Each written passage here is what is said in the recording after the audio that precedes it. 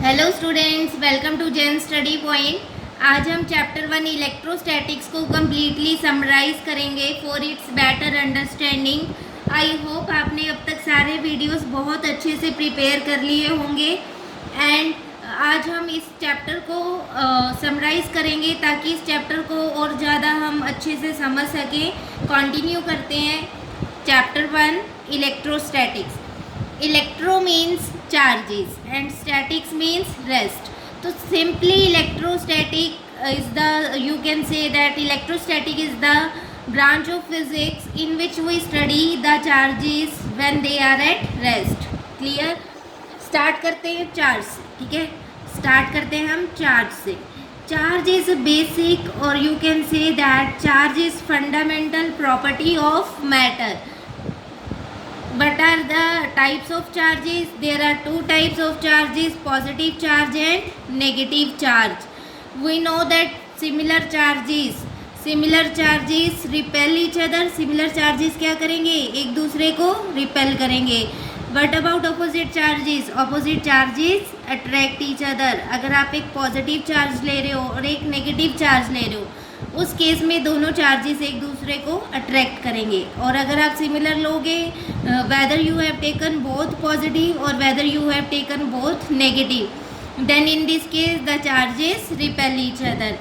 Next, what are the SI units of charge? The SI units of charge are coulomb. Clear? इसको हम represent करते हैं by the symbol C. For example, charge on electron. अगर charge on electron की बात करें, the charge on electron is 1.6 into 10 raised to power minus 19 coulomb, or you can say that it is equal to negative of 1.6 into 10 raised to power minus 19 coulomb. Next, what are the properties of charge? Very important topic, properties of charge. First property is conservation of charge. First property of charge is conservation of charge. It means charge can neither be created nor be destroyed. Conservation of charge means charge can neither be created, ना तो charge को हम अपने system में अपने आप से create कर सकते हैं. Charge can neither be created nor be destroyed. और you can say that charge of an isolated system always remains constant. Charge of an isolated system always remains constant. Second property of charge is additivity of charge. Second property of charge is additivity of charge. Additivity of charge means simply आपके पास कोई भी system है, यहाँ पे हम एक system consider कर रहे हैं. Let here charge plus 3q is present and here charge minus q and here charge plus 2q and here plus q. What is the total charge of this system? The total charge of this system is, let q is the total charge, it is equal to plus 3q plus 2q. And what about third charge? Third charge is negative, minus q, and fourth charge is positive, plus q. It becomes 3 plus 2 becomes 5, 5 plus 1 becomes 6, 6q minus q. The answer will be 5q. The net charge on this body is equal to 5q. Clear? Third property of charge is quantization of charge. Quantization of charge. Very important property for board exams. Quantization of charge. According to this property, अगर charge एक body से दूसरी body में transfer कर रहा है, ठीक है, then only integral number of charge, और you can say that integral number of electrons can be transferred from one body to another. And the mathematical form of quantization of charge is q is equal to plus minus ne, where n is any integer.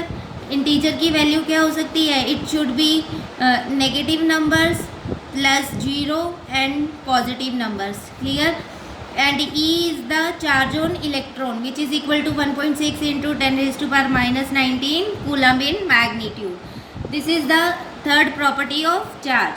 Next, properties of charge के बाद हमने discuss किया था methods of charging. Methods of charging, किसी भी body को हम कैसे चार्ज कर सकते हैं. इसमें हमने दो तरह के केसेस डिस्कस किए थे। First is by actual contact, जब बॉडी कांटेक्ट में होगी बाय एक्चुअल कांटेक्ट, और second is without actual contact, without actual contact. Actual contact में हमारे दो मेथड्स थे। First is by conduction method and second is by induction method. Actual contact में दो मेथड्स थे। First is by conduction and second is by friction method. And without contact में हम कौन सा मेथड डिस्कस करते हैं? That is our induction method. What is conduction method? Conduction method में क्या था? सिंपली हम क्या कर रहे हैं, कोई भी चार्ज्ड बॉडी ले रहे हैं। फॉर एग्जांपल हमने क्या लिया, एक स्फीयर ले लिया, मेटेलिक स्फीयर ले लिया, ठीक है। इस पे हम चार्ज कंसीडर कर रहे हैं +6 कूलम। फिर हम क्या कर रहे हैं, इसके कांटेक्ट में एक अनचार्ज्ड स्फीयर प्लेस कर रहे हैं जिसका हम साइज, शेप, मटेरियल सब कुछ सेम कंसीडर कर रहे हैं। तो चार्जेस क्या होंगे इस केस में? इक्वली डिस्ट्रीब्यूट हो जाएंगे। अगर यहाँ पे 3 कूलम है तो सेकंड पे भी कितना चार्ज आ जाएगा? It would also be equal to 3 coulomb. Clear?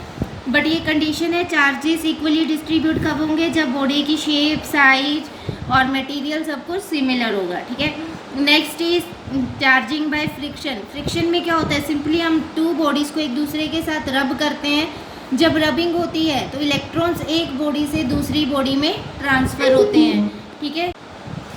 Charging by friction की एग्जांपल हमने डिस्कस की थी। दैट इज़ अगर हम कोई भी बैलून ले रहे हैं और उसको अपने हेयर्स के साथ रब कर रहे हैं, जब हम उसको एक वॉल के पास लेके जाएंगे then the balloon get stick to the wall, it means balloon has get charged. Next third method is induction method. Induction method is without actual contact. किसी भी बॉडी को चार्ज करेंगे but without in actual contact with that body, ठीक है।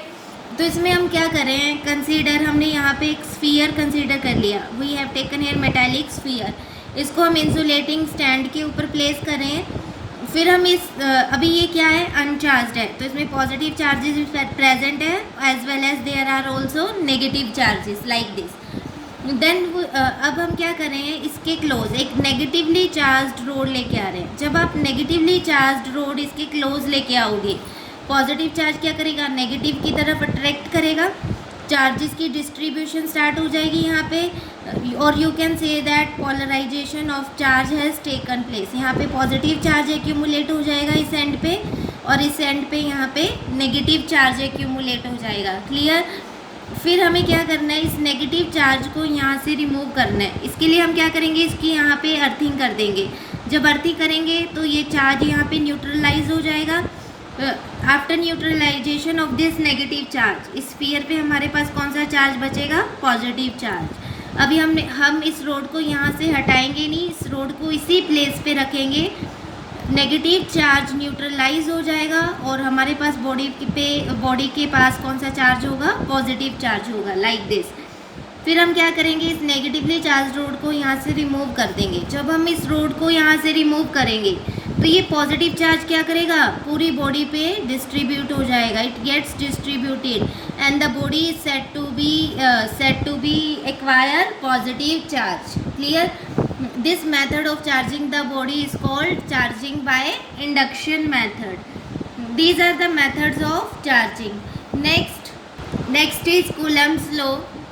अब हमने ये तो डिस्कस कर लिया कि दो similar charges repel each other and two opposite charges attract each other. अब बट कितनी फोर्सेस के साथ चार्जेस एक दूसरे को रिपेल कर रहे हैं या अट्रैक्ट कर रहे हैं, इस फोर्स के मैग्नीट्यूड की इंफॉर्मेशन हमें कहाँ से मिलती है, from Coulomb's law.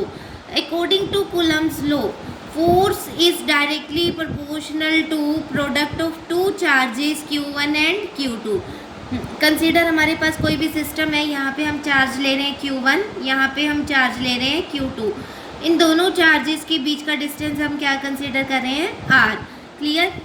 Then according to Coulomb's law, the force between this two charges is proportional to product of two charges Q1 and Q2 and it is inversely proportional to the square of the distance between the two charges। It means जैसे जैसे हम चार्जेस को एक दूसरे से दूर लेके जाएंगे ये फोर्स क्या होगा, डिक्रीज होगा। क्लियर। इन दोनों फैक्टर्स को हम कंक्लूड करेंगे।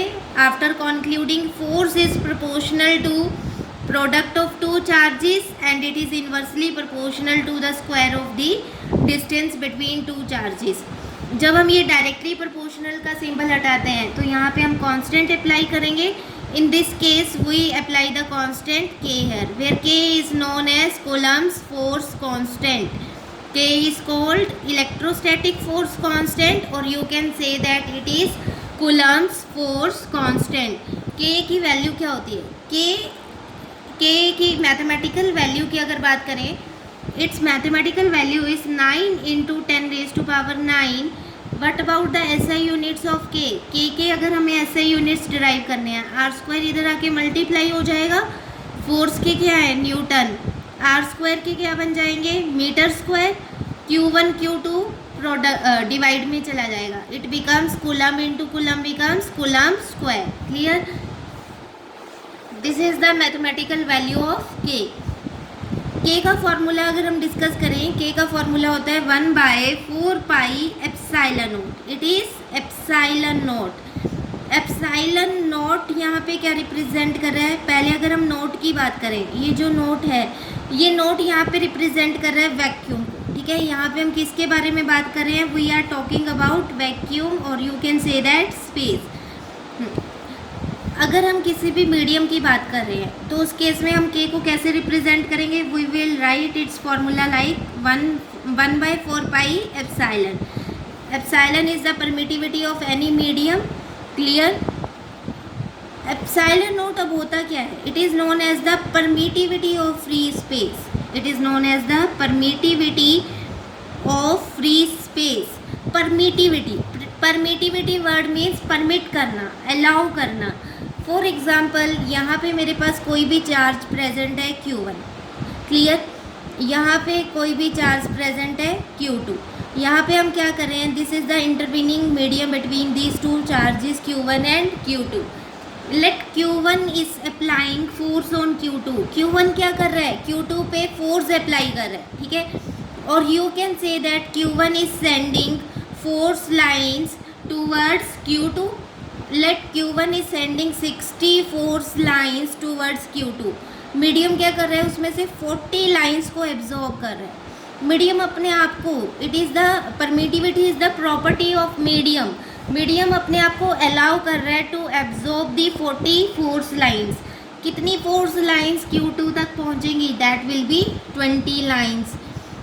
Permittivity simply is the intrinsic property of material, or you can say that it is the intrinsic property of medium to permit itself to absorb the effect of charge, to absorb the effect of charge। यहाँ पे हम charge के कौन से effect की बात कर रहे हैं, we are talking about the force of charge. Clear. This is our permittivity, और you can say that permittivity of free space. आपको एक बात का यहाँ पे ध्यान रखना है, परमिटिविटी ऑफ एनी मीडियम। आप किसी भी मीडियम की परमिटिविटी की बात करो, it would always be greater than the permittivity of free space.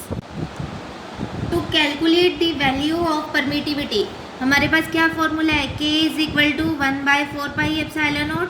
From this formula epsilon naught becomes 1/4 pi k। हम वैल्यूज पुट करेंगे यहाँ पे, पाई क्या होगा 3.14, k कितना है 9 × 10⁻⁹। जब हम इसको सॉल्व करेंगे तो epsilon naught permittivity of free space की वैल्यू हमारे पास आएगी 8.85 × 10⁻⁻12।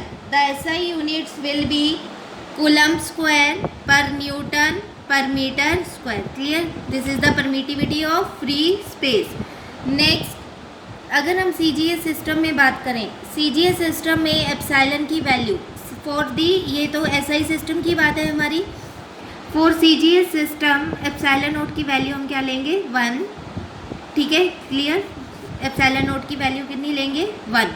Next, Coulomb's law in vector form. Board exam में कई बार ये डेरिवेशन आती है, Coulomb's law in vector form. Vector form में हम कैसे रिप्रेजेंट करें वेक्टर फॉर्म।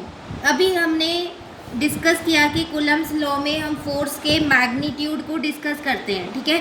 अगर फोर्स की डायरेक्शन के बारे में डिस्कस करना हो उस केस में हम क्या डिस्कस करेंगे, we discuss about the Coulomb's law in vector form. For this consider a system like this, we are considering a 3D system here. Let at this point charge q1 is present, ठीक है। हम इसका position vector क्या ले रहे हैं, origin से r1. Here charge q2 is present, the position vector of q2 from origin is r2. Let this is the position vector from charge 1 to 2. इसको हम रिप्रेजेंट कर रहे हैं like this, position vector from 1 to 2 r12. It is equal to final minus initial r2 minus r1. अगर आप ये vector ऐसे लेते, ठीक है, then it will be from q2 to q1. फिर आप इसको कैसे लिखते हैं, r21. फिर आप उस केस में इसको कैसे लिखते हैं, r21 is equal to r1 minus r2, final minus initial. Clear. यहाँ पे आपको ध्यान रखना है r12 क्या रिप्रेजेंट कर रहा है, position vector from q1 to q2. q1 क्या करेगा, q2 पे फोर्स अप्लाई करेगा, दोनों का मैग्नीट्यूड, दोनों का चार्ज हम क्या ले रहे हैं, same, whether both are positive और both are negative. q1 repels q2, force किस डायरेक्शन में अप्लाई होगा, force will apply in this direction like this, ठीक है. You can say that this is the force on q2 due to q1. F21 क्या represent कर रहा है, force on q2 due to q1. Similarly q2 क्या करेगा, q1 पे force apply करेगा, रिपेल करेगा, it will repel q1 like this. This is force on q1 due to q2. I think diagram सबको क्लियर होगी. Now we have to represent Coulomb's law in vector form. F12 क्या होगा हमारा, F12 will be equal to 1 by 4 pi epsilon naught q1 q2 by r square होता है हमारे फॉर्मूले में. अब F12 किस डायरेक्शन में पॉइंट कर रहा है, it is acting in this direction.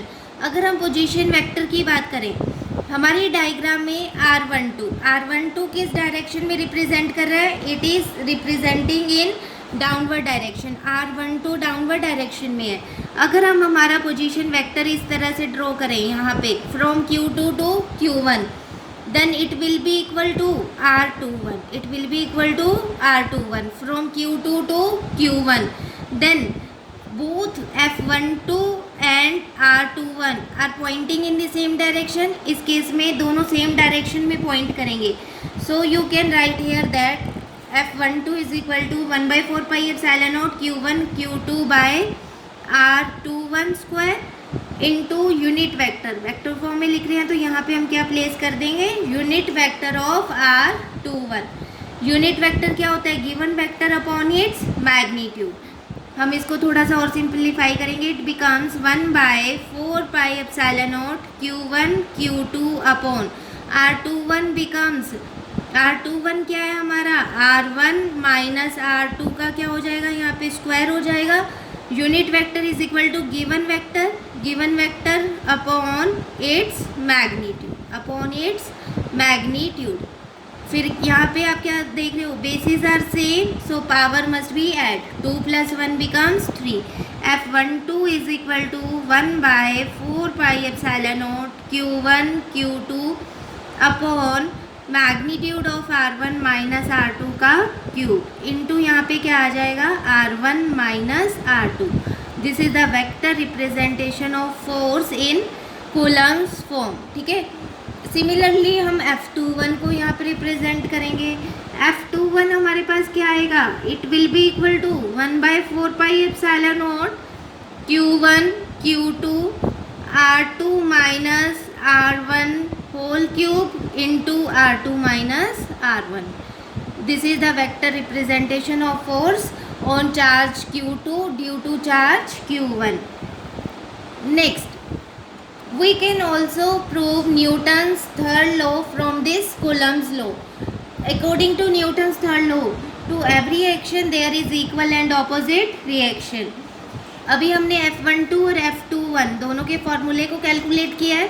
अगर F21 से मैं नेगेटिव साइन को कॉमन ले लूँ, it becomes F21 is equal to -1/4πε0 Q1 Q2 upon, यहाँ पे क्या होगा, माइनस हम कॉमन ले रहे हैं, यहाँ पे क्या आएगा R1 माइनस R2 का होल क्यूब, यहाँ पे R1 माइनस R2। अब इन दोनों इक्वेशंस को अगर कंपेयर करें, यहाँ पे मैग्नीट्यूड है तो यहाँ पे नेगेटिव क्या हो जाएगा, it becomes positive. You can write it as -1/4πε0 Q1 Q2 upon magnitude of R1 minus R2 का whole cube into R1 minus R2। अगर इस इक्वेशन को और इस इक्वेशन को हम कंपेयर करें, 1/4πε0 Q1 Q2 R1 minus R2 का whole cube into R1 minus R2, it is the formula of F12। So you can say that F21 is equal to negative of F12.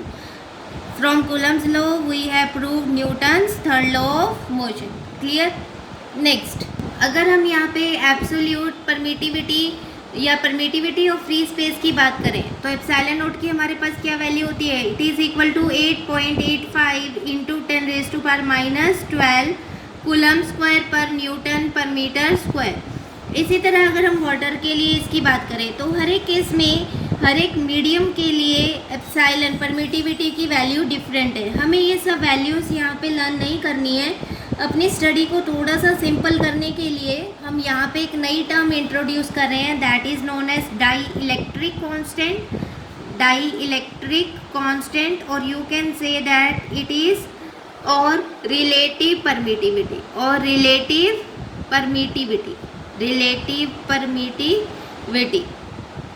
Clear? Relative permittivity क्या होता है अब discuss करते हैं। Dielectric constant और relative permittivity, इसको हम represent करते हैं एप्सिलॉन आर से।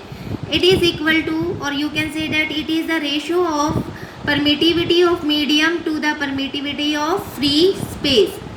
और you can say that dielectric constant को हम K से रिप्रेजेंट करते हैं, K is equal to epsilon R, that is our relative permittivity is equal to epsilon m by epsilon naught. और अगर आप फोर्स के टर्म्स में इसको डिस्कस करना चाहते हो then it will be equal to F0 by FM।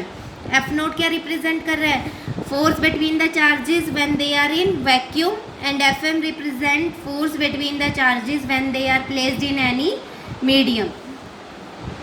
यहाँ से इस फॉर्मूले से हम क्या कैलकुलेट कर रहे हैं, permittivity of medium is equal to epsilon R relative permittivity into epsilon naught. Epsilon naught is the permittivity of free space.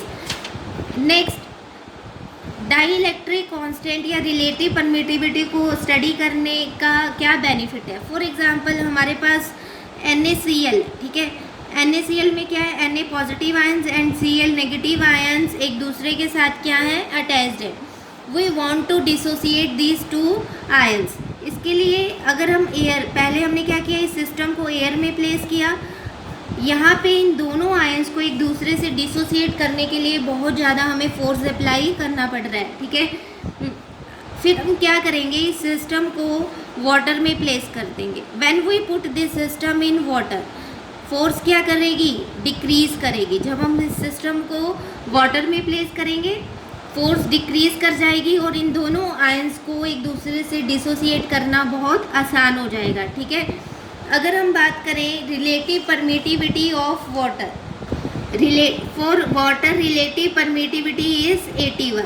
Water के लिए रिलेटिव परमिटिविटी की कितनी वैल्यू है, it's value is 81 from this formula, ठीक है। Epsilon R हमारे पास क्या है वाटर के लिए, 81 is equal to F0 by FM। force in medium becomes F0 by 81. It means when you place this system in water the force decreases by 81, ठीक है। फोर्स क्या करेगी, डिक्रीज करेगी। आई थिंक अब आप सबको क्लियर होगा relative permittivity and dielectric constant. It is a unitless quantity, it has no units and no dimensions. Next is electric field. Electric field is the space surrounding a charge in which electrostatic force of attraction or repulsion can be experienced by any another charge. For example, यहाँ पे हमने charge place किया है Q1, फिर हमने यहाँ पे एक चार्ज प्लेस किया Q2. Q1 Q2 पे कोई भी फोर्स अप्लाई नहीं कर रहा, ठीक है. Q2 पे ना तो कोई अट्रैक्टिव फोर्स लग रहा है और ना ही रिपल्सिव. फिर हम Q2 को थोड़ा सा क्लोज ले आते हैं. लेट करो Q2 को हमने यहाँ पे प्लेस किया. वी सी दैट जब Q2 को हम यहाँ पे प्लेस कर रहे हैं, Q1 या तो उसको रिपेल कर रहा है और या ये इसको अट्रैक्ट कर रहा है. इट मीन्स यहाँ तक, इस स्पेस तक हम Q1 के इफ़ेक्ट को एक्सपीरियंस कर सकते हैं. सिमिलरली हम Q2 को यहाँ पे प्लेस करेंगे, अलग अलग पोजीशंस पे प्लेस करके देखेंगे तो Q1 के सराउंडिंग हमें एक स्पेस मिल जाएगा. उस स्पेस में हम Q1 के इफ़ेक्ट को एक्सपीरियंस कर सकते हैं, ठीक है. So you can say that electric field is the space surrounding a charge in which electrostatic force of attraction or repulsion can be experienced by any another charge. Electric field, next is electric field intensity. Next is electric field intensity. इसको हम represent करते हैं by the symbol EV, ठीक है. ऊपर हम क्या है, वेक्टर का साइन बनाएंगे because it is a vector quantity. Electric field intensity is simply the strength of electric field. Electric field की स्ट्रेंथ के बारे में हमें कौन इंफॉर्मेशन प्रोवाइड करता है, that is electric field intensity. Electric field intensity का फॉर्मूला होता है, it is the force experienced by unit positive test charge. Force per unit test charge. Mostly हम क्या करते हैं, जो हम टेस्ट चार्ज प्लेस करते हैं इसका मैग्नीट्यूड हम बहुत स्मॉल लेते हैं बिकॉज अगर हम टेस्ट चार्ज का मैग्नीट्यूड लार्ज ले लेंगे तो ये जो हमारा सोर्स चार्ज होगा, जो इलेक्ट्रिक फील्ड आप कह सकते हो अपने इफेक्ट को प्रोड्यूस कर रहा है. फॉर एग्जांपल Q1 यहाँ पे क्या है, हमारा सोर्स चार्ज है जो अपने इफेक्ट को प्रोड्यूस कर रहा है, ठीक है. और Q2 यहाँ पे क्या है, टेस्ट चार्ज है. क्लियर. अगर हम क्या करेंगे, टेस्ट चार्ज के मैग्नीट्यूड को लार्ज ले लेंगे तो ये इसकी सोर्स चार्ज की इलेक्ट्रिक फील्ड को इफ़ेक्ट करेगा जो कि हम होने नहीं देना चाहते, ठीक है. इसलिए हम टेस्ट चार्ज का मैग्नीट्यूड मोस्टली क्या कंसीडर करते हैं, स्मॉल. इसलिए हम इसको यहाँ पे एक लिमिट लगा देते हैं like this. Electric field intensity is equal to limit Q0 approaches 0 F by Q0. This is the formula of electric field intensity in terms of test charge. आपको ध्यान रखना है, ये इलेक्ट्रिक फील्ड इंटेंसिटी का formula है in terms of test charge. अगर in terms of source charge हमें electric field intensity का फॉर्मूला कैलकुलेट करना हो तो हम कैसे करेंगे, इसको हम नेम दे देते हैं electric field intensity due to a source charge, और you can say that due to a point charge. ये डेरिवेशन कई बार एग्जाम में भी आ जाती है. Electric field intensity due to a point charge. हम सिंपली क्या करेंगे, यहाँ पे एक सोर्स चार्ज प्लेस करेंगे Q. यहाँ पे हम प्लेस कर रहे हैं हमारा test charge Q0. Let the distance between Q0 and Q is R. Clear. Q क्या करेगा, टेस्ट चार्ज पे फोर्स अप्लाई करेगा. लेट दोनों पे सेम चार्ज ले रहे हैं हम. Q0 को रिपेल करेगा. It will apply force in this direction like this, ठीक है. Now applying Coulomb's force formula हम अप्लाई करेंगे according to Coulomb's law. Force is equal to 1/4 pi epsilon naught Q1 Q2 by R². Q1 हमारा क्या है यहाँ पे, capital Q, that is our source charge. Q2 हम क्या लेंगे, Q0, that is our test charge. And the distance between the two charges is R. It becomes R². Electric field intensity का formula क्या होता है, force per unit test charge. Force का formula यहाँ से पुट करेंगे. Electric field intensity becomes 1/4 pi epsilon naught Q into Q0 by R² upon Q0. Q0 से Q0 cancel हो जाएगा. Electric field intensity will be equal to 1/4 pi epsilon naught Q upon R². It is the formula of electric field intensity in terms of source charge. Clear? I think electric field intensity अब सबको clear होगी. Next, electric field line. Electric field lines are defined as a path straight or curved such that tangent to it at any point gives direction of electric field intensity at that point. For example हम electric field lines को इस तरह से draw कर रहे हैं like a tangent, ठीक है। फिर हम इस पे कहीं भी कोई भी पॉइंट ले रहे हैं ए, बी एंड सी। अगर इन पॉइंट्स पे हम टेंजेंट ड्रॉ करें, द टेंजेंट किस डायरेक्शन में पॉइंट करेंगे? It will always point in the direction of electric field intensity E. Next, electric field lines को हम इस तरह से डिफाइन कर सकते हैं। It is defined as a path along which positive charge would move it if it is free to do so. For example यहाँ पे हमने क्या किया, एक सोर्स चार्ज लिया है पॉजिटिव, ठीक है, this is our source charge. यहाँ पे हम क्या कर रहे हैं, हमारा टेस्ट चार्ज प्लेस कर रहे हैं, दैट इज़ पॉजिटिव। अब ये positive positive repel each other, force इस डायरेक्शन में अप्लाई होगा like this. Electric field lines किस डायरेक्शन में होंगी? रेडियली आउटवर्ड लाइक दिस, ठीक है। जब हम टेस्ट चार्ज क्यू नोट को यहाँ पे प्लेस करेंगे, electric field will be like this. For a positive charge, electric field lines are radially outward. You can say that for positive charge, electric field lines are radially outwards. अगर हम negative charge की बात करें, ठीक है, for example हमारा source charge क्या है? नेगेटिव। हमने सोर्स चार्ज नेगेटिव ले लिया, ठीक है। इस पॉइंट पे हम क्या करें? टेस्ट चार्ज प्लेस करें, negative positive attract each other, electric field will be in this direction. For negative charge the electric field lines are radially inwards, radially inwards. Next, properties of electric field lines को अगर discuss करें, first properties, it may be tangent or you can say that it may be curved or a straight path, tangent to which at any point gives the direction of electric field intensity. Second property is for a positive charge, electric field lines are radially outward, and for a negative charge, electric field lines are radially inwards. Third property is electric field lines form continuous curves. Electric field lines are continuous curves. For example, here we have taken positive charge and here is negative charge. Electric field lines originate from positive charge and terminates at negative charge like this. You can say that they are continuous curves. अगर यहाँ पे कहीं भी ये break हो जाए, उस case में वहाँ पे क्या होगा? फोर्स जीरो हो जाएगा, that will not be possible. Clear? So electric field lines are continuous curves. Fourth property is they do not form closed loops. Electric field lines do not form closed loops. ये closed loops forms नहीं करती हैं, they do not form closed loops. Clear?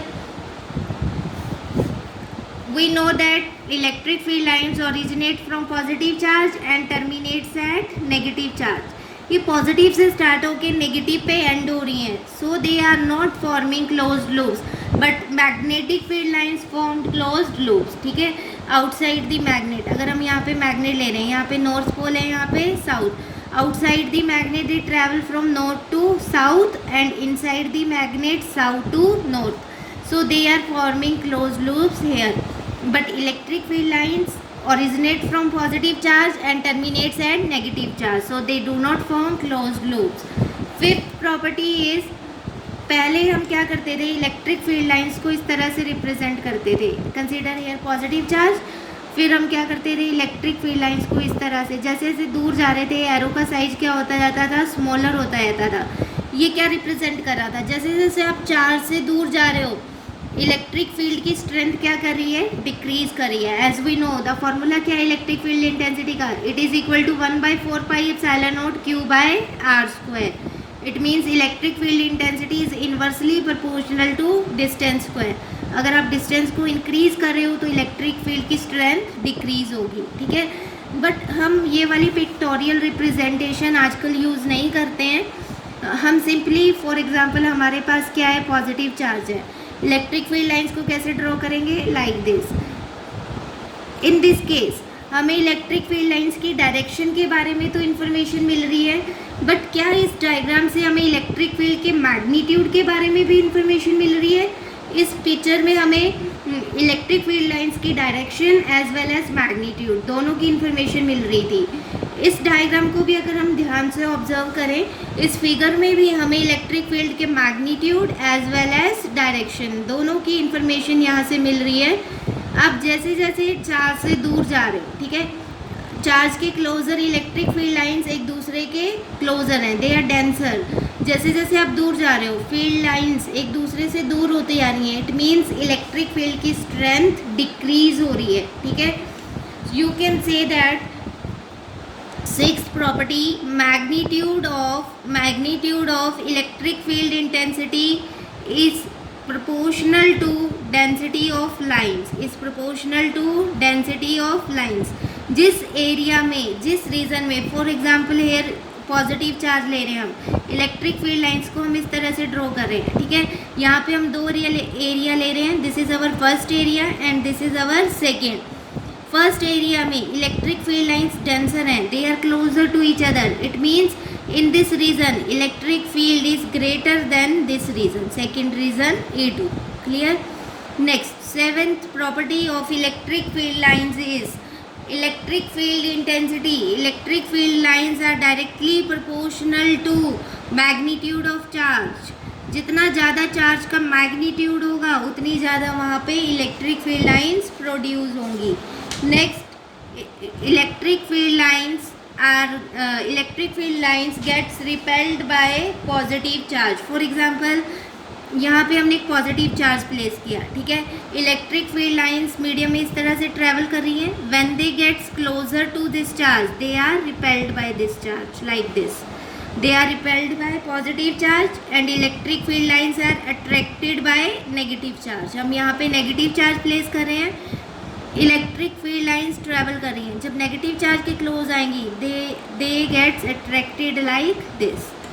Ninth property of electric field lines is for parallel straight equispaced electric field lines, for parallel space equispaced electric field. Consider हमारे पास इस तरह से इलेक्ट्रिक फील्ड है, uniform electric field we are taking here like this, ठीक है। इन यूनिफॉर्म इलेक्ट्रिक फील्ड हम कहीं भी कोई भी पॉइंट कंसीडर करें, like this is point A, this is B and this is C. The value of electric field intensity at point A is equal to electric field intensity at B and it is equal to electric field intensity at C, clear. For parallel straight and uniform electric field the value of electric field intensity at every point is same. Next, non uniform electric field lines के case में हमें पता है ये values क्या करेंगी, very करेंगी, ठीक है। जहाँ पे लाइंस डेंसर होंगी वहाँ पे वैल्यू ज़्यादा होगी, जहाँ पे लाइंस लेस डेंसर है वहाँ पे वैल्यू लेस होगी। Next property, this is our ninth property. Tenth property of electric field lines is, consider हमारे पास दो चार्जेस हैं यहाँ पे, plus Q1 and this is plus Q2, they are separated by this much distance.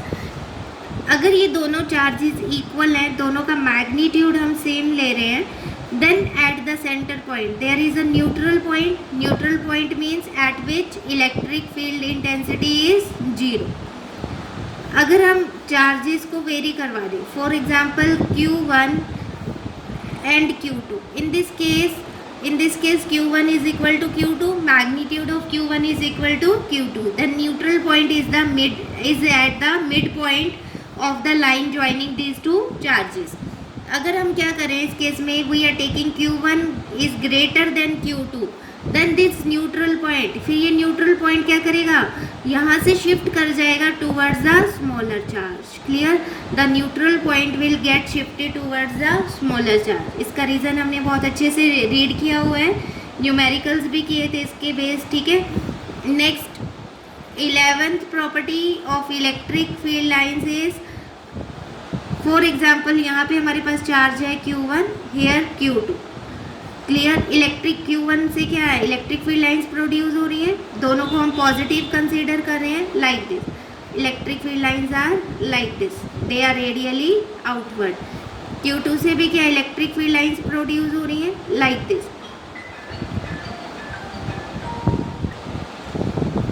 जब ये electric field lines medium में से ट्रैवल करेंगी, ठीक है।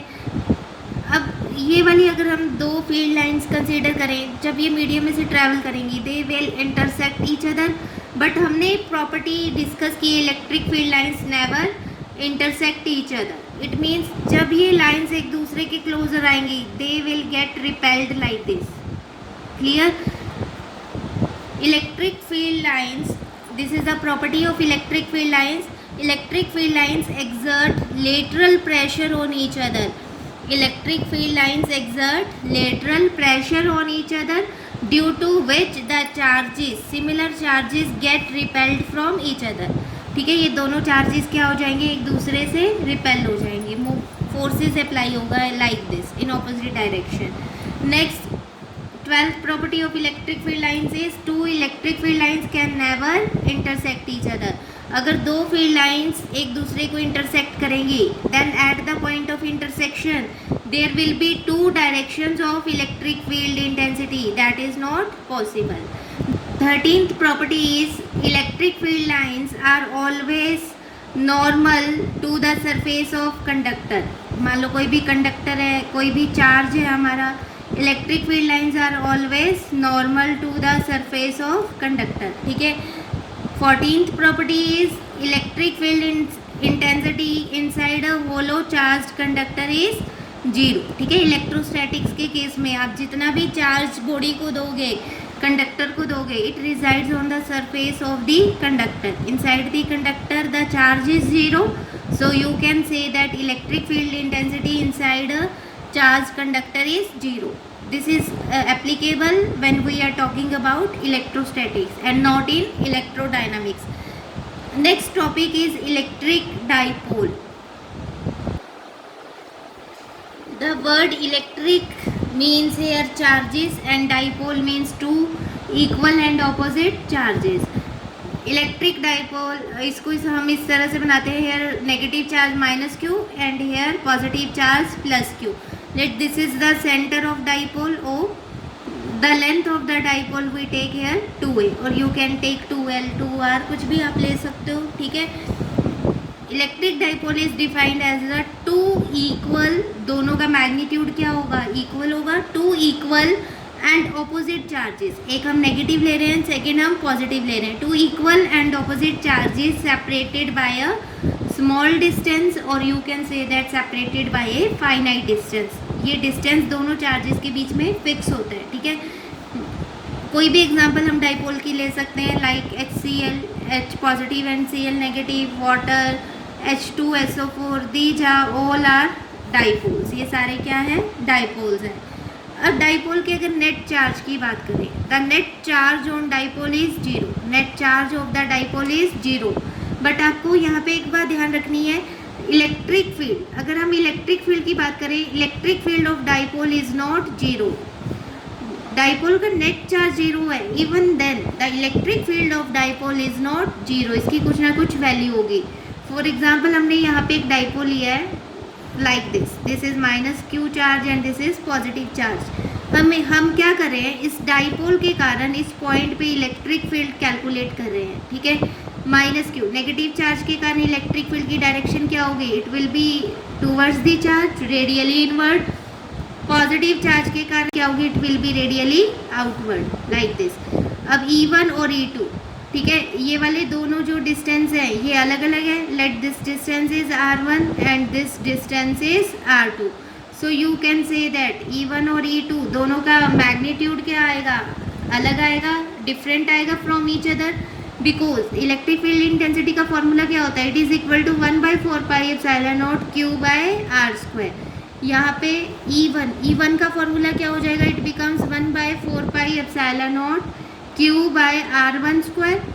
E2 क्या होगा, मैग्नीट्यूड की बात करें हम यहाँ पे ध्यान रखना, 1/4πε0 Q/r2². Here R1 is not equal to R2, so you can say that E1 is not equal to E2. इन दोनों वेक्टर्स का, E1 और E2 वेक्टर का रिजल्टेंट इस डायरेक्शन में होगा, तो हमारे पास electric field intensity due to this dipole कुछ ना कुछ वैल्यू यहाँ पे आएगी. So you can say that even the net charge of dipole is zero, even then electric field of the dipole is not zero. Clear.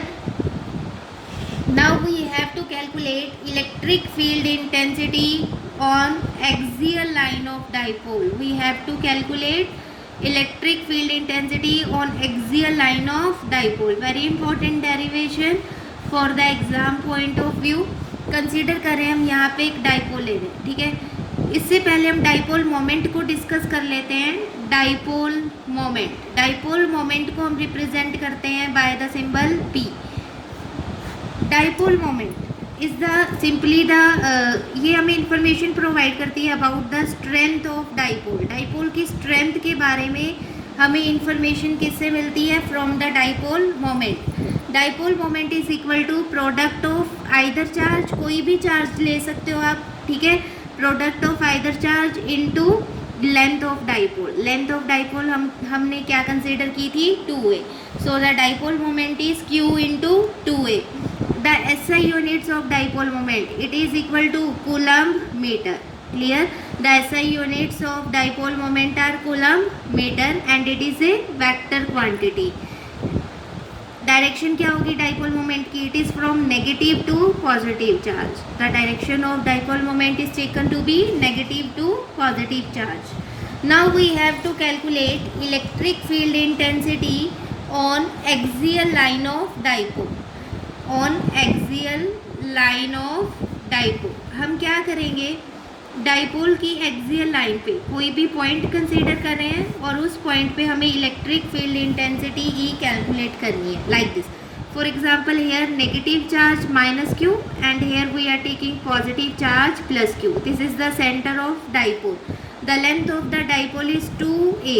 It becomes a and it becomes a। The total length of the dipole is 2a।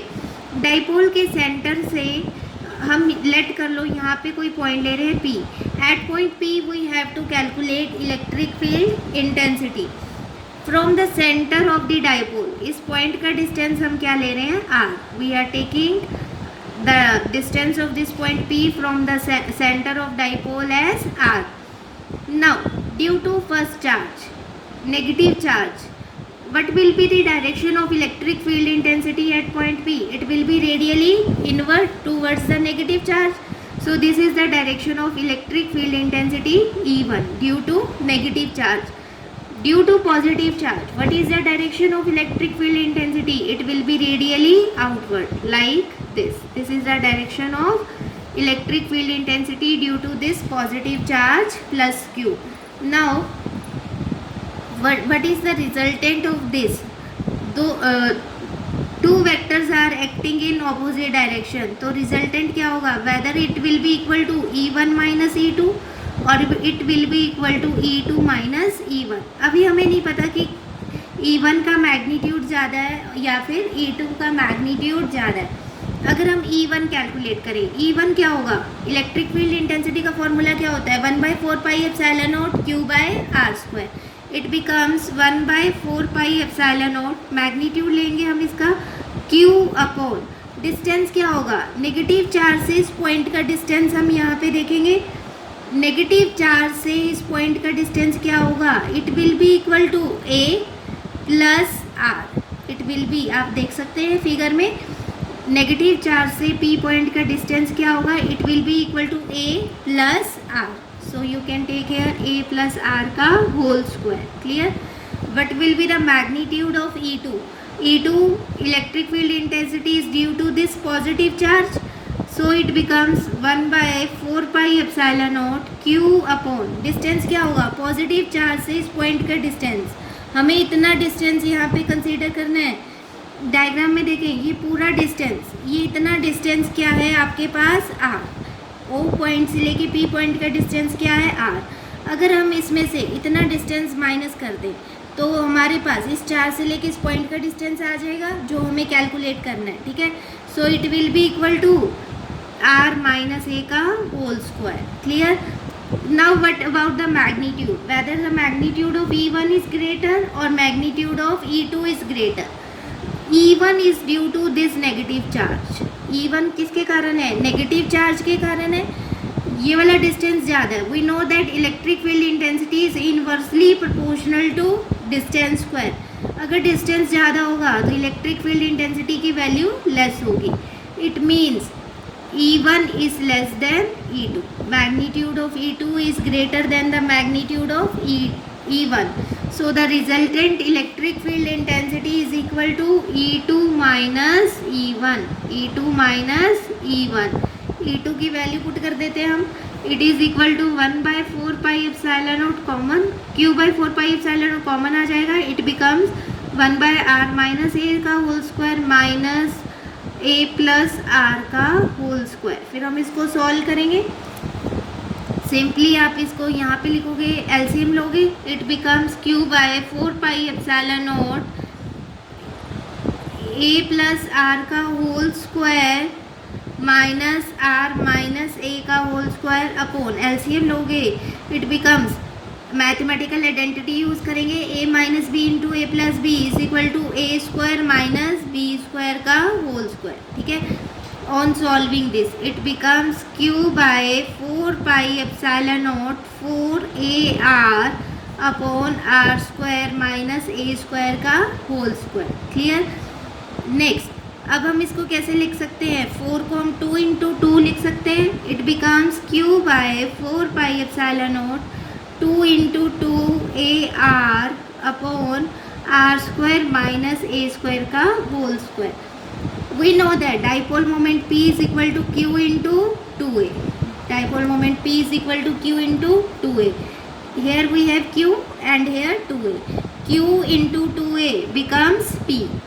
Then electric field intensity will be equal to 2PR upon 4πε0 r square minus a square का whole square. This is electric field intensity at any point on axial line of electric dipole. अगर इसको हम थोड़ा सा और simplify करें, for the short dipole, short dipole के लिए अगर हम इसको डिस्कस करें, then you can say that length of dipole is much less than the distance are.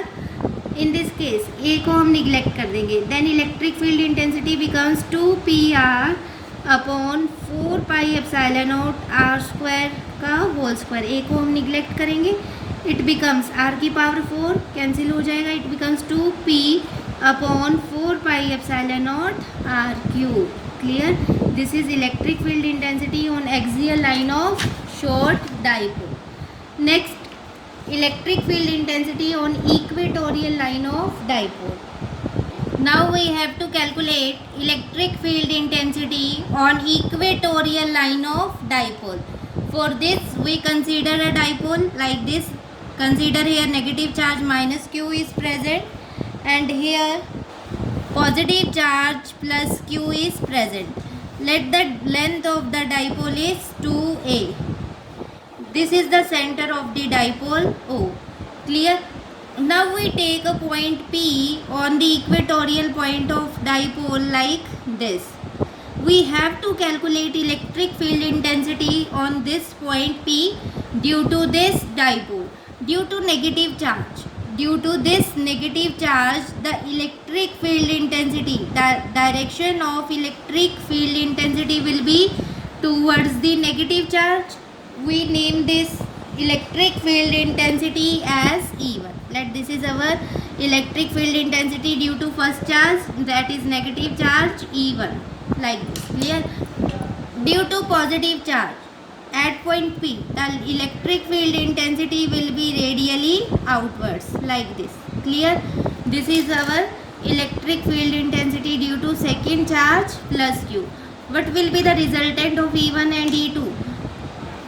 Let this point P is present at a distance r, is present at a distance r from the center of the dipole like this. Clear? This distance becomes a and this distance also becomes a. What is the value of this distance from charge to this point P?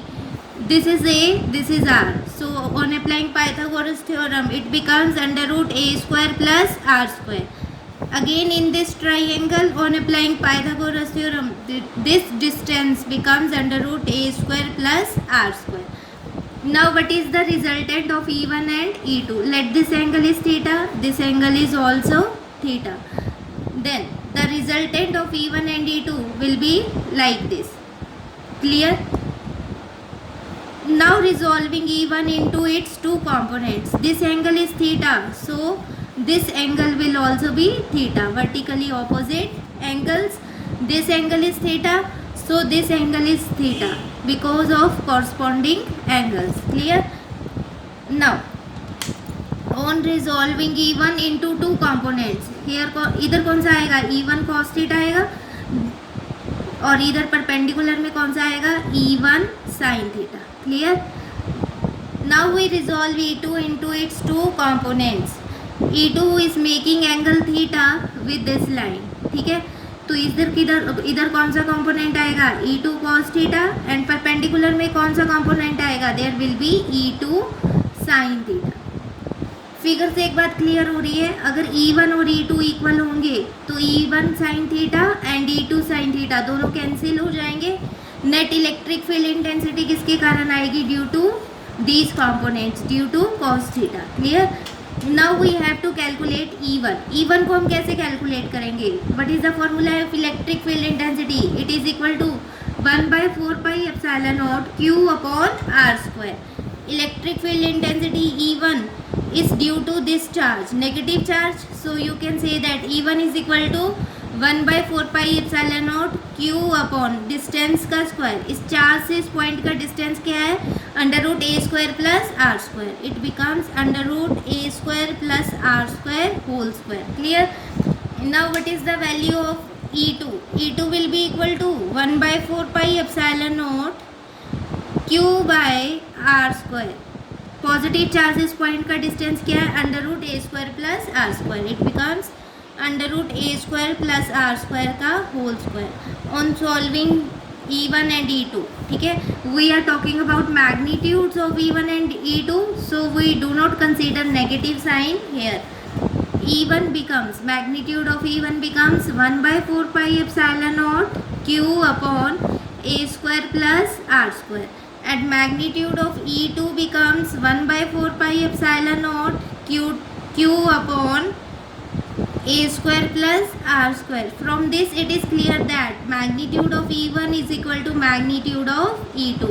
So you can say that electric field intensity is due to these two components, cos theta. Due to sin theta it will cancel each other's effect. ठीक है. So net electric field intensity at point P is equal to E1 cos theta plus E2 cos theta. Clear. E1 and E2 are equal, so let E1 is equal to E2 is equal to 2E1 cos theta. We put the value of E1 here. On putting the value of E1, it becomes 2 into 1/4πε0 Q upon a² plus r square into cos theta. What is the value of cos theta? Cos theta from this diagram, cos theta is equal to base upon hypotenuse. Base क्या होगा, base is a and hypotenuse is √a² plus r square. Clear. Cos theta is equal to a upon √a² plus r square. We put the value of cos theta here. It is a upon √a² plus r square. Now solving this, electric field intensity becomes 2 into 1/4πε0 Qa upon a² plus r square. Base same, powers must be added. 1 plus 1/2 becomes 3/2. Now dipole moment. Dipole moment is equal to Q into 2a. Here Q 2a. सारे factors present है. So it becomes, electric field intensity becomes P upon 4πε0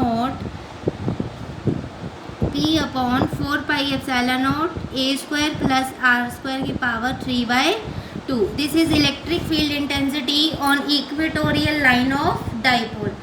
Now for the short dipole. ठीक है, अगर हम short dipole के लिए बात करेंगे, then in the case of short dipole, A is much less than R, length of dipole is much less than the distance, so we can neglect A here.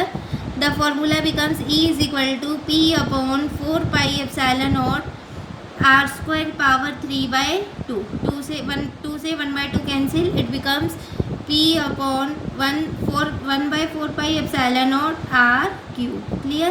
This is electric field intensity due to short dipole on equatorial line of dipole.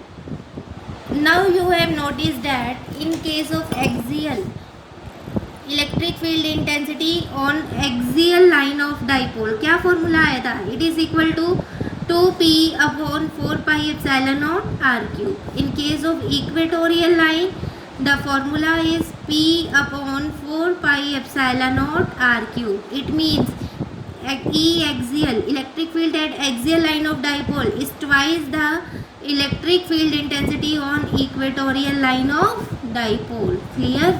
This is very important result. You have to notice this result. Now the next topics we will summarize in the next video. Thank you so much and keep on watching my videos on Gen Study Point.